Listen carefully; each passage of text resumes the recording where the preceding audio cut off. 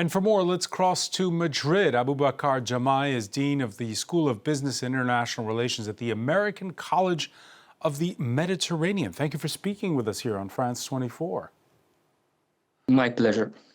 These have quickly expanded into what, the biggest protests since the ones we saw in the northern Rif region nearly a decade ago in Morocco. Are you surprised? Not that surprised. I think that there is a very simple equation here. If we believe, like many people believe, that the Arab Spring or the spring of the people, as they call it, main engine was the discontent of youth, and more precisely urban youth. So what's happening right now shouldn't surprise anyone. What happened in Dillon a few years ago in 2017 shouldn't have surprised anyone, for a very simple reason. It's because their situation have worsened since 2011. The youth unemployment rate in the cities in Morocco is 47%. If you add to that the abysmal and the dismal state of the health system and the education system, of which they are the major victims, I don't think this is very surprising. The thing with this type of events is it's very hard to predict when they will happen. But if you think in terms of what fueled them, then there was plenty of this fuel up until now, and this seems very logical. So if it's like the Arab Spring, leaderless movement, back then they called it the Facebook revolution, some did. We know that it didn't end the way that the protesters wanted. What's changed since?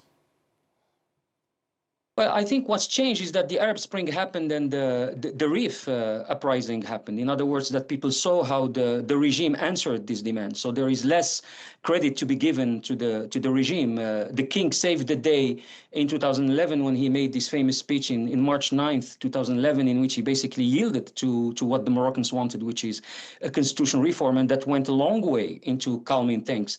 But we ended up with a constitution that barely touched the monarchy's prerogatives.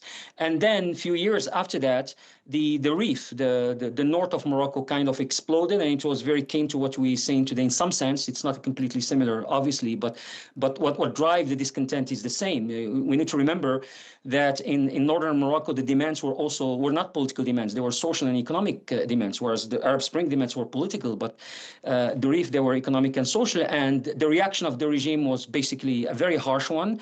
The gentleman who ended up being perceived as the leader of the movement have been slapped with the 20 years in jail, and he's still serving his sentence as we speak. So now Moroccans know how the regime has shown its inability to hold on its promises of improving their lot. And what we're saying now is also the encounter between a generation and the Moroccan regime with its in its ugly incarnation. You know, of course, they've seen the infrastructures, the idea that Morocco has advanced tremendously, economically speaking, industrially, et cetera, et cetera. That's the good face that many people want to see and only see that. But now they are experiencing the viciousness of the repression that the Moroccan state is capable of. So it's a coming of age for this generation in terms of growing up politically. Yeah, well, Aboubakr Jamai, whether you're in Madrid or in Paris, Morocco has, to those who don't follow the news on a daily basis, this reputation of being this reforming place that's more modern, that's a great place to go on vacation. How do you explain Morocco to those people? Listen, I think that the Moroccan regime, and I use the word regime really almost in an academic way, not in a demeaning way, because that's the best way to characterize those who are ruling Morocco and what I have in mind, which is that we're talking about not only the monarchy, not only the government, but the whole apparatus. So the word regime applies best to this characterization.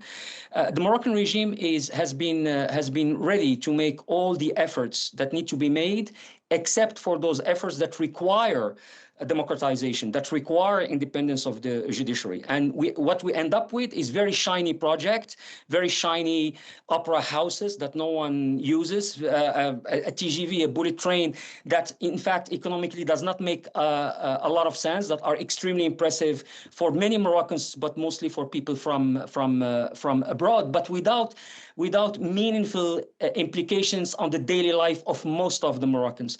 And what we see today is this frustration, this chasm between what is being advertised about how Morocco has advanced and the reality of people's life, which is also captured in number.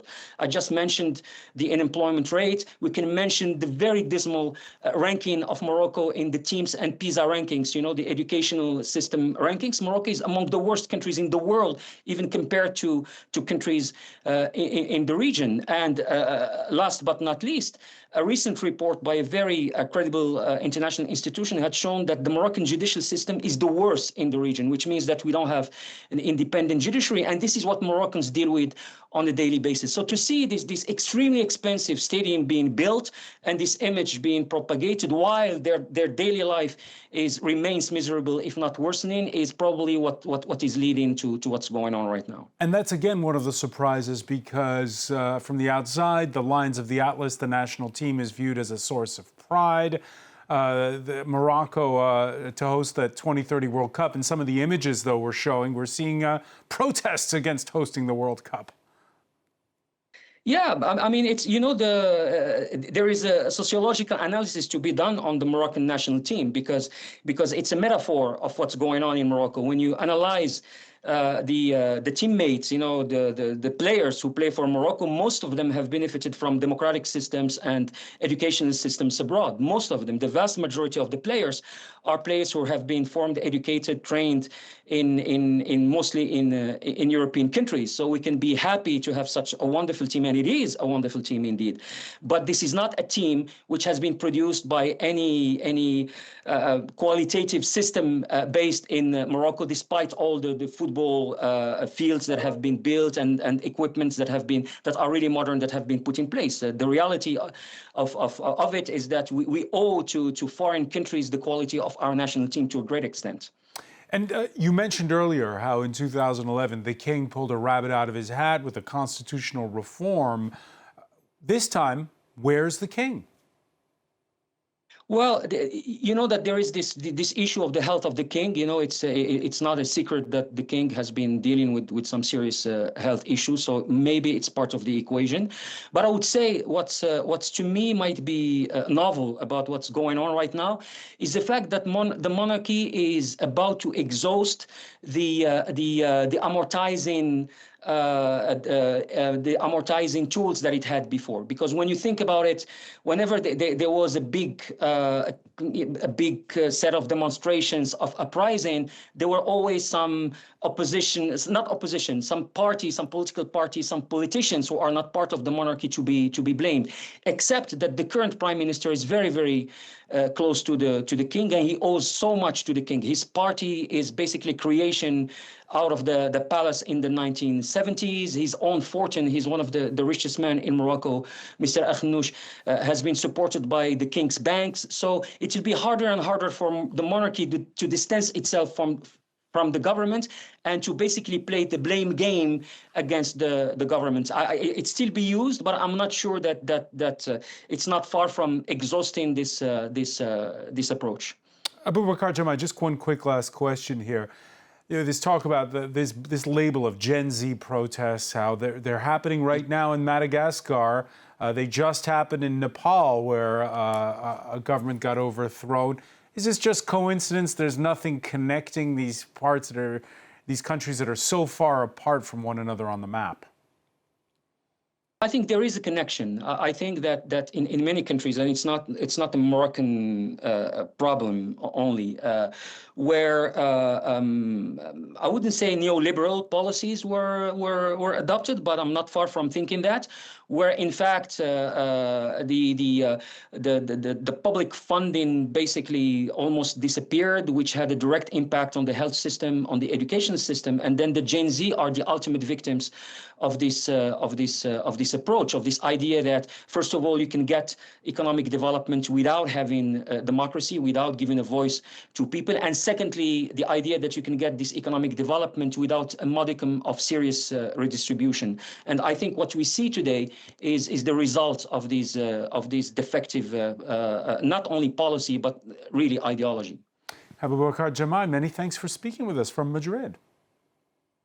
My pleasure.